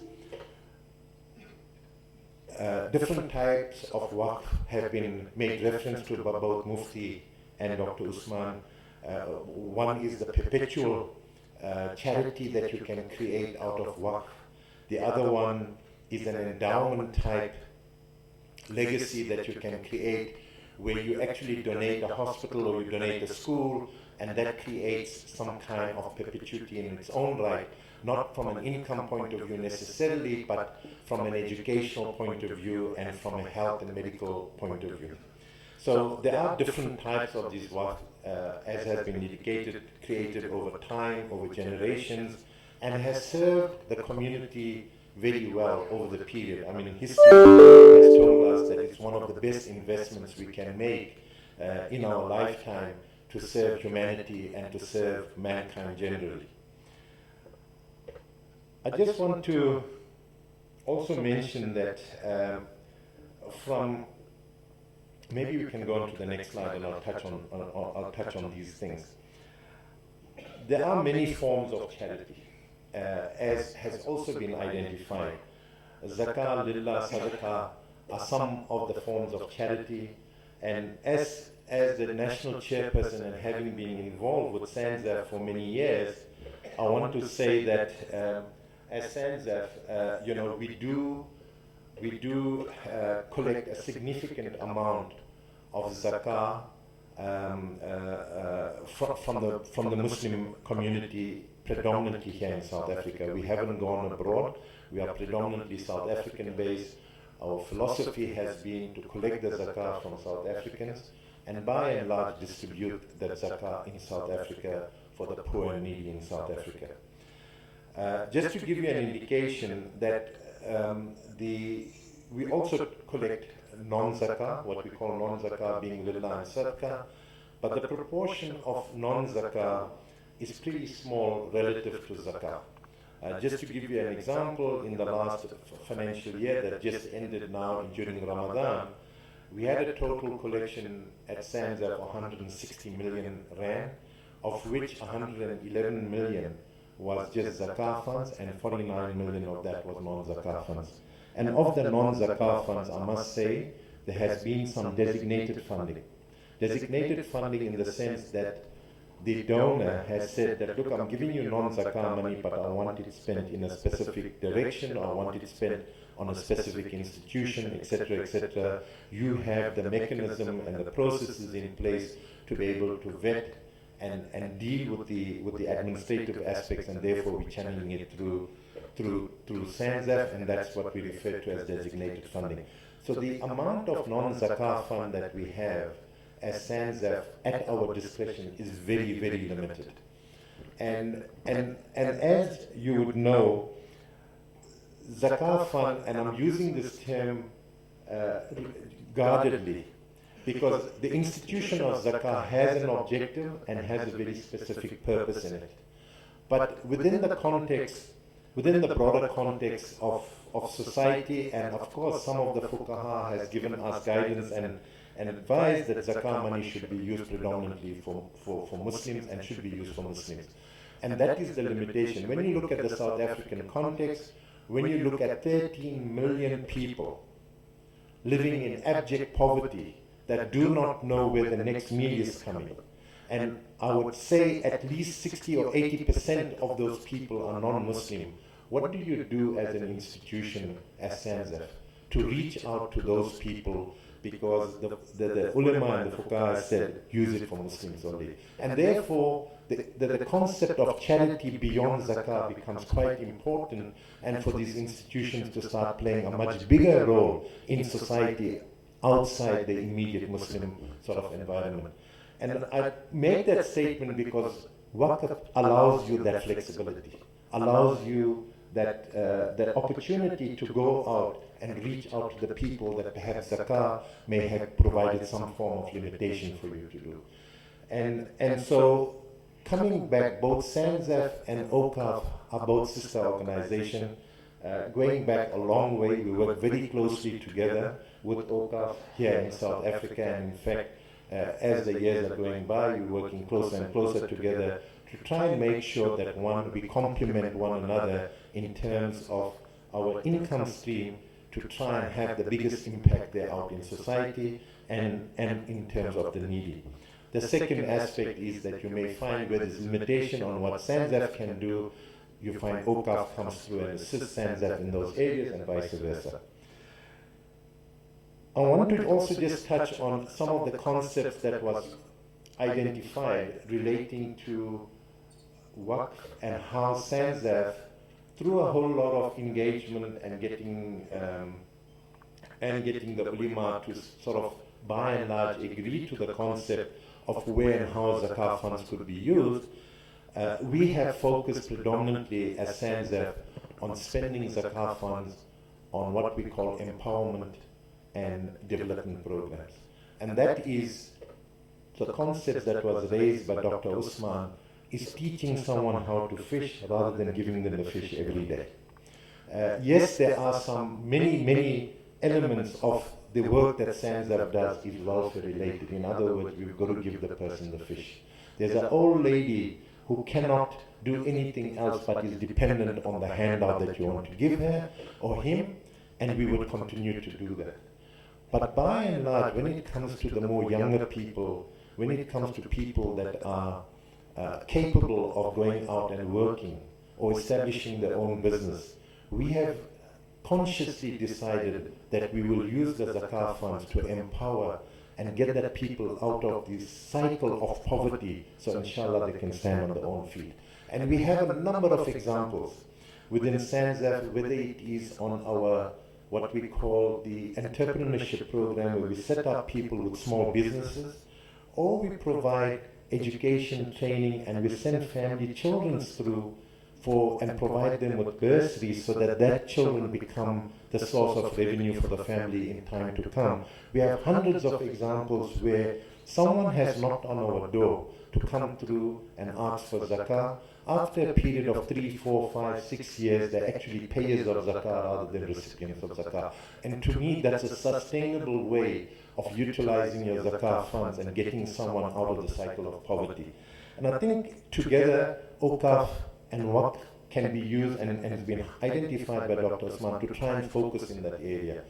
We have a lot of opportunity in terms of the social engineering that I make reference to try and change the lives of the people and bring them out of the state of poverty. There is enough funds if everyone contributes generously, whether it is charitable donation or compulsory donation in terms of zakah. I do believe that we have the opportunity to try and make a big difference out there, change the lives of the people, and contribute significantly to changing society at large.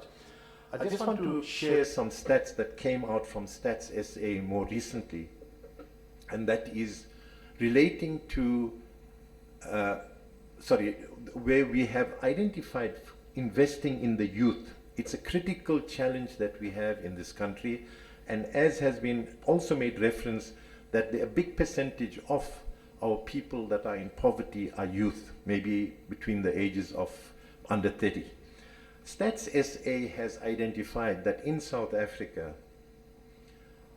of all the children that go to school, only 50% of those children actually finish off writing the matric exam. So half the population actually falls out or drops out even before they get to grade 12 and write the grade 12 exam. And then of that 50%, there is two different stats here, but somewhere between 14 and 20% of students eventually finish off going and getting a tertiary education and finishing off in tertiary education. So the level of education that's filtering through the poorest of the poor is pretty small. And to me, one of the critical things to try and get out of this cycle of poverty is to educate our youth. And not only is it a fundamental issue that we need to deal with amongst our own people and society, it's a fundamental issue that we need to contribute and deal with within the context of South Africa. Because absolutely no way South Africa can produce higher GDPs, higher employment, unless it has an educated workforce.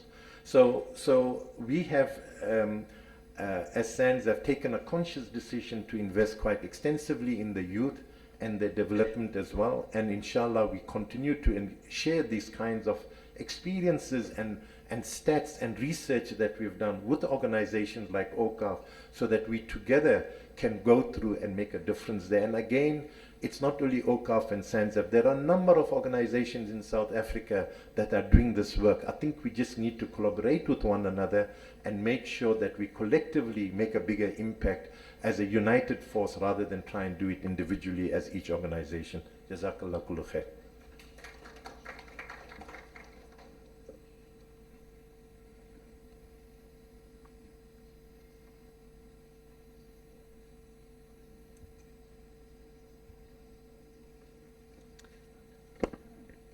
Some pleasant surprises this morning. People are actually keeping up to time. Thank you very much, Brother Shaukat Faki. I think we will now call the different presenters. Dr. Usman Babakir, Mufti Zubair Bayat. Where is he? Oh, he's there. Can we... You now got to face the firing squad. And Brother Shaukat Faki. While they are coming onto the stage, I have been given, I've been requested to announce that at the registration table, there is going to be a register where if you as a participant go and put your name and your contact details, you will get a free Waqf share. So After we have this session, you can rush up to that table and you can put your name on that registration list and you will get a free Waqf share. So that gives you a start already in terms of creating your own little Waqf and the benefits that would derive therefrom. Okay, we have all our presenters on the stage. So for the next 25-30 minutes, we will take questions, comments, suggestions. Please keep your, when you want to put your hand up and identify yourself and then ask your question or give your comment or whatever you wish to do. Let's make this an interactive and an educational discussion so that we benefit. I think also keep your questions relevant to the issues that were discussed during this session, and we will hopefully then get maximum benefit out of it. So who would like to go first? Do we have a roving mic? Okay. Are we saying that our panelists did? Oh, okay. There's a gentleman there. Assalamu alaikum. I'm Dr. Naveed Anjum from Eastern Cape. Dr. Usman, just wanted to get some clarification about the legal personality or the legal entity of the Waqf. You said it's if it's ordered by the court. What does it mean? Bismillah ar-Rahman ar-Rahim. What I was saying that Waqf as an entity, it has legal status. I mean, the Waqf can go and make contracts and do many things like natural people. This is the main point. What mentioned by Dr. Abdullah in the presentation, because he's the lawyer, he's a Sharia scholar in our department. What I understand from him, although I didn't discuss with him in person, but what I understand from his writing is that the Waqf entity can get this feature of being a legal entity by decision from the court. If the court said that the Waqf has the legal status, then it becomes legal like natural people. But in general case, most of the Waqf foundations in different countries have this legal status. I mean, of course, the Mutwalli, the Nazir, the manager is entrusted with the powers of Waqf, and then he can handle the issue of Waqf, and he represents the Waqf because the Waqf has this legal status. And maybe Mufti Bayat can explain more on this.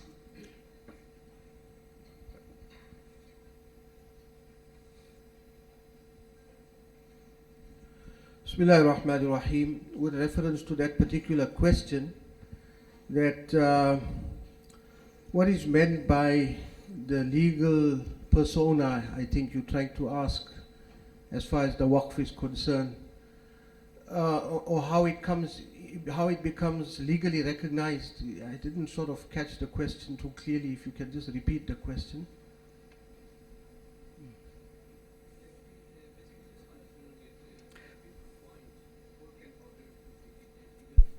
Entity. Well, you see, one is we have to look at it in the context of a Muslim country, for example. There will be certain regulatory requirements for the legal recognition of a Waqf. But strictly speaking, a Waqf comes into existence by the mere pronouncement of the Waqif. Just by saying Waqaftu, like the doctor had in the presentation, that there are four fundamentals as far as Waqf is concerned. The Waqif and the Mawquf and the Mawquf alayhim and the Sighatul Waqf. The Sighatul Waqf means the terminology whereby the Waqf becomes enacted. So the Waqf actually becomes enacted by certain terms that are used, terminology, and one of the terminology that is used there is waqaftu. I've made a certain thing, waqf, or the English equivalent, or the translation of it in any other language, that will actually bring the waqf into existence. According to other scholars, there are difference of views. For example, if you want to declare a certain place to be a masjid, then some say that just by saying waqaftu, it becomes a masjid automatically. But others say no, until trustees have not been appointed, it will not become a masjid. Others say that when the first salah is performed there, then it will become masjid. So there are certain different laws as far as waqf, as far as masjid is concerned, and certain other laws as far as general waqf is concerned, as was alluded to by our learned doctor as well. So for the inaction of that waqf and its coming into existence, the mere declaration is sufficient. But of course, you're going to have regulatory difficulties, you're going to have problems, because if the government does not recognize that waqf, then what happens? Now, you've declared it to be a waqf, the government has not recognized it, so you have major problems because there won't be legal recognition of that waqf. So this is the reason why it is very important that it should be done in tandem. Even in non-Muslim countries, we should always look at legislation and then dovetail the creation of the waqf within existing legislation, so that you not form a waqf that becomes suspended now because it doesn't have legal muster or support. I think that, if I can just interrupt, in session 6 we will be dealing much more with the issue of waqf, and in terms of, particularly in South African law, and I think during that session, I think we can elaborate more on your on the response to your question. There's a brother right at the back who wants to ask a question. Bismillah ar-Rahman ar-Rahim, Dr. Abdul Karim Al-Goni. Actually, I have two questions. Question number one is, Dr. Osman has mentioned time as a waqf. Can he elaborate on that? The second question is about the unspoken about. Today there is a lot of, I don't want to say murky business, but there are so many people who became rich suddenly, and they wanted to use some of their funds as a sort of window dressing. We haven't spoken about the origins of the waqf. Has any of the mazahib spoken about the origins of the waqf?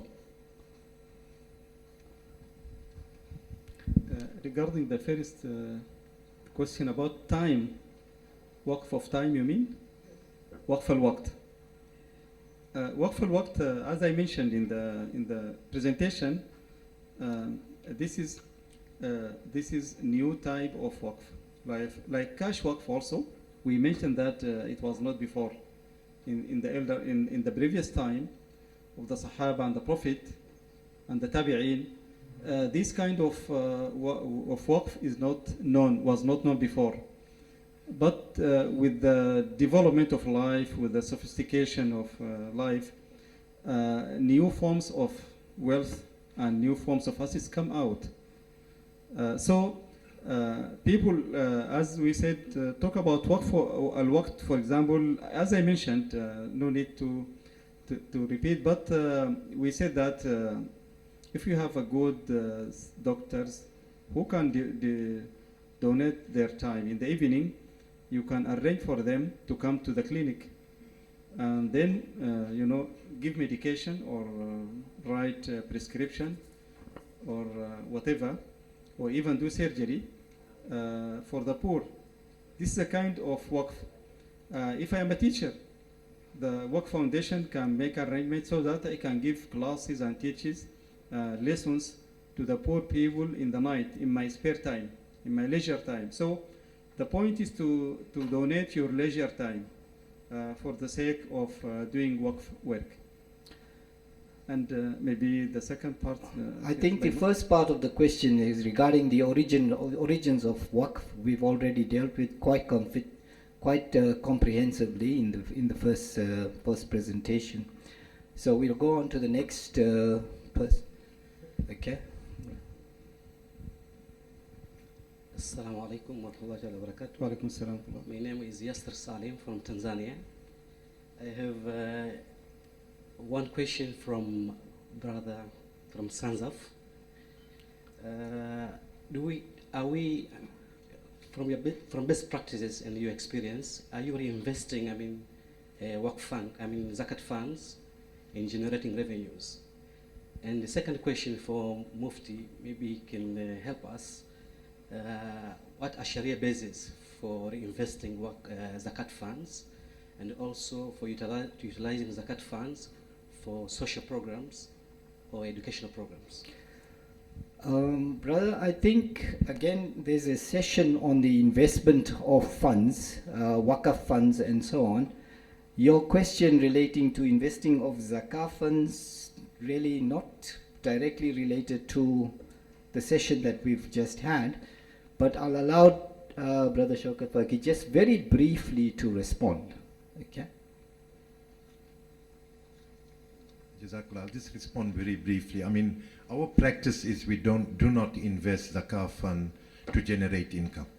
Zakah fund is generally utilized and utilized as quickly as possible within the year from the time we've received it. In fact, we pick up a lot of criticism because our balance sheet shows that we're sitting with a lot of funds, but we've just collected the fund at the beginning of Ramadan, so we can't spend it, in 2 or 3 weeks' time. But as a general rule, we do not use zakah funds for investing and generating revenue.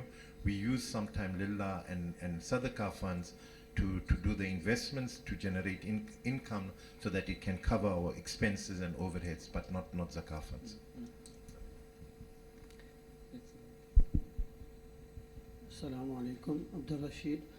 My question will be to Mufti Sahab, although it's the presentation that Dr. Usman did for Dr. Abdullah. In that presentation, he mentioned about the termination of Waqf. And in termination of Waqf goes directly in opposition to the actual definition of Waqf, of perpetuality. And likewise, if you can just mention a few words also on this temporary Waqf.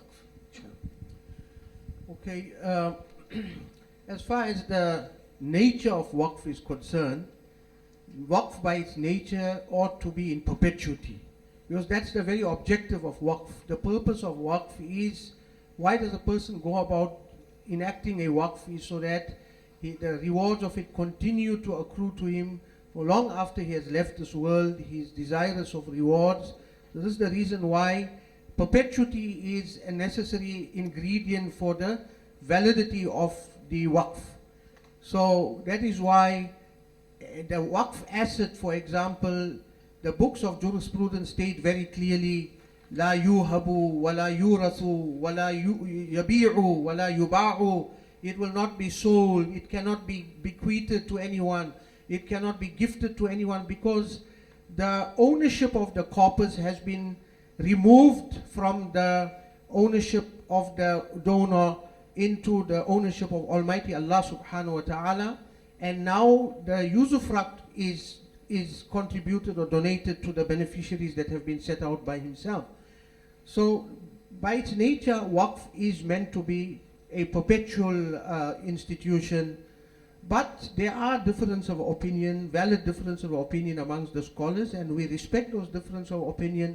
For example, Imam Malik rahimahullah is of the view that there is no need for perpetuity as far as Waqf is concerned.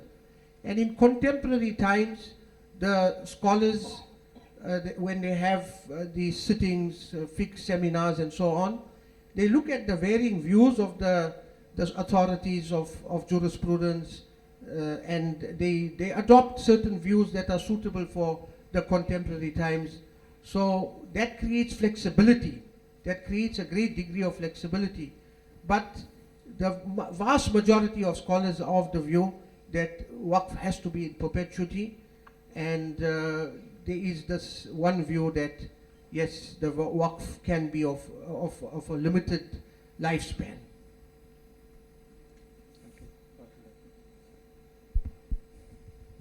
Bismillah ar-Rahman ar-Rahim. Assalamu alaikum wa rahmatullah. Yusuf Idris from Uganda.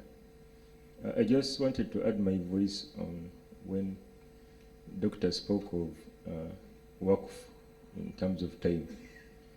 In Uganda, you have what we call memorial lectures. Memorial lectures.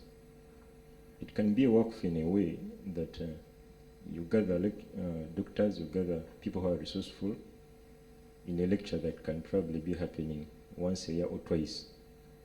That means you're going to be inviting resource people to a function and you have a shared vision. You say, let's say you are going to be discussing a matter of alleviation of poverty.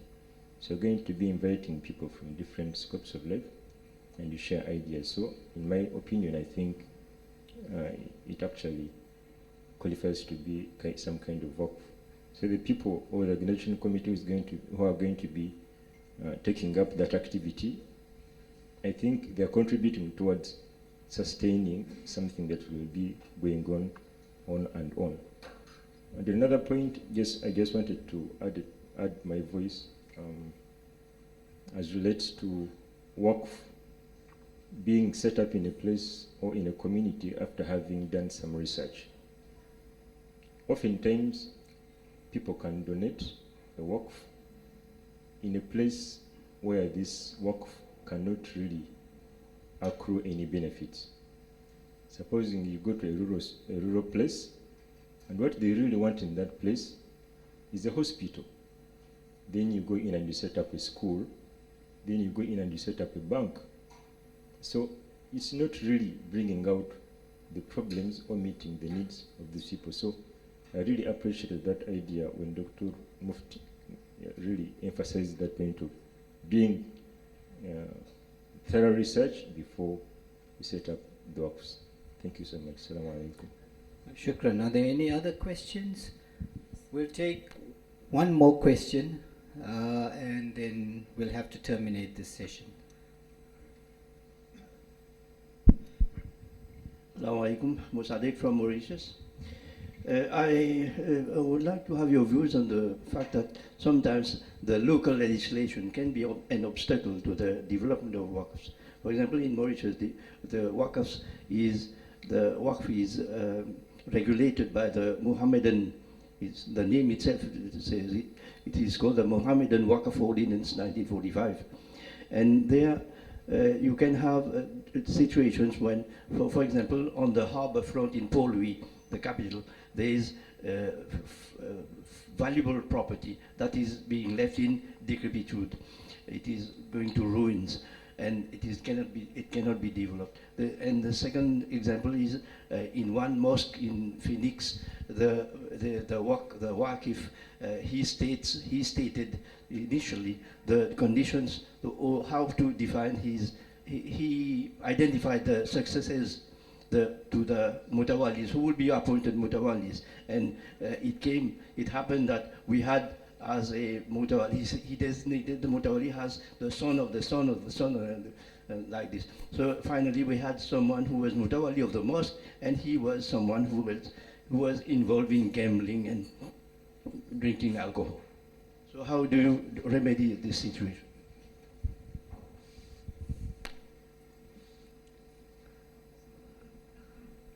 Okay, yes, indeed. These are some of the practical difficulties we do face, especially as Muslim minorities, that if there's no legislation to support the institution of Waqf, we are going to have difficulties. I did allude to that earlier on when I spoke about the regulatory framework, and that is why we have countries like India, for example. They had the Muslim personal law recognized with the effort of the scholars.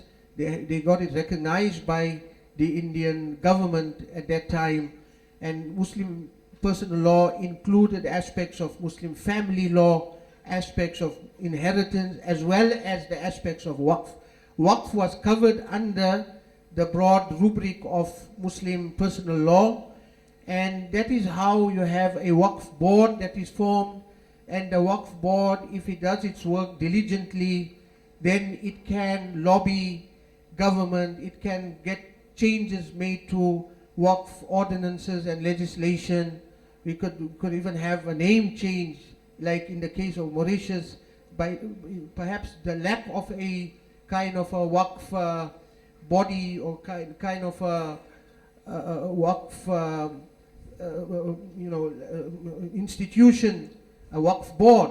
That's the reason why we have these difficulties. So a Waqf board, the formation of a Waqf board is very useful, that we can lobby government, we can get some legislations changed, we can get them amended, we can have certain special dispensations, but it takes a kind of initiative from the community, dedication and so on, and maybe that is where another area of Waqf of time of the legal people, the lawyers, they can do the Waqf of their time, for example, in contributing towards the establishment of a Waqf board and, lobbying government to bring about some amendments and changes to Waqf legislation and regulations, and that could be very, very helpful. Otherwise, we are going to face immense difficulties, and it was those kind of difficulties that actually prompted the Muslims in other countries to go about setting up Waqf boards and so on. Maybe the time is coming, inshallah, in our community as well, in our country and other countries where Muslims are living as minorities, that we should try and get the Waqf boards established. Shukran, Mufti Saab. Just one last comment from Brother Zainu, and then we'll have a quick presentation of something in appreciation to the presenters, and we'll then have a break. I think just to remind all the participants that during the tea break, and you got time to network, our presenters will inshallah be around. So if you want to know more, we can also, obviously, you can interact with them. Zainu? Please, Mr. Chairman, if you allow me two things. Before Zainu, the first thing I have to add to what Mufti said. And before that, I think one of our brother who raised his hand before, I don't know if you allow him to give his question, please. We will have to, yes, we'll give you time, but Brother Shaukat has to leave, so we'll present the certificate to him, and he unfortunately has another commitment, so we'll give him permission to leave. Rashid? Thank you. Thank you, Dr. Rafik. Thank you.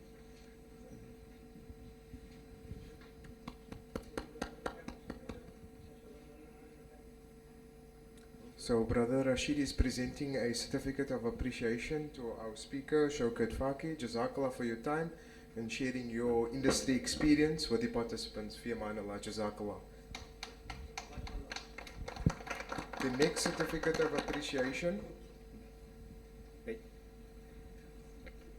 Sorry. All right, Dr. Usman, you can then now just respond to... Yes, just to share with you that yes, most of the Awqaf foundations in different countries are facing these outdated laws and regulations. And in this regard, I'm happy to say that now IRTI IDB has developed like a standard law of Awqaf, and inshallah we will try to share with our friends from different countries. No. Okay. Assalamu alaikum. I think there are just two issues. The one is that a lot of these Waqf boards have actually been created under colonization. So British colonial powers have actually created Waqf boards in India, in Kenya, in Mauritius, wherever there have been Muslim minorities, even in Singapore actually. So that's the one issue, and I hope that maybe we can sort of develop that in some way. The other issue is where, with regard to the Waqfiyah, Mufti Saab, that I think we can avoid a lot of problems if people are more educated about the Waqfiyah, and also the flexibility that the Waqif can actually give to the Mutawallis in terms of how they can actually address and the conditions that they place within the Waqfiyah. For example, that the Waqif may say that should a certain beneficiary not be available, or should we not be able to spend on this particular project, then it could go to for general purposes. And also to remember that the default beneficiaries of any Waqf are the poor and needy. So that's something that, inshallah, as people become more and more aware of the Waqfiyah and the importance of that document, that those kind of conditions can be placed in there. Shukran, Jazakallah khair. Can we now just have the presentation of the other two certificates, please?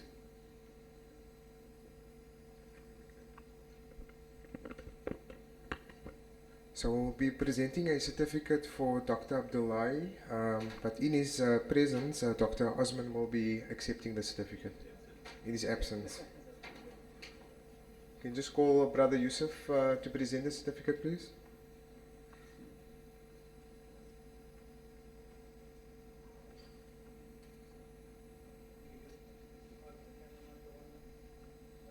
And we have another certificate for Dr. Usman. Brother Limalia will be presenting the certificate.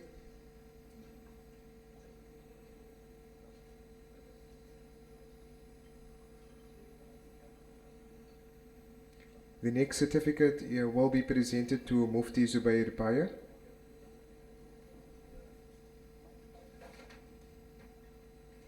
And Brother Yahya will be presenting the certificate.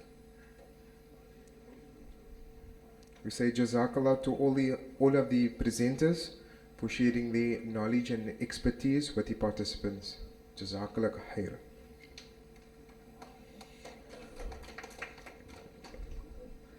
Okay, Jazakallah for your attention. We now break for, I'm just trying to work this out, for 15 minutes.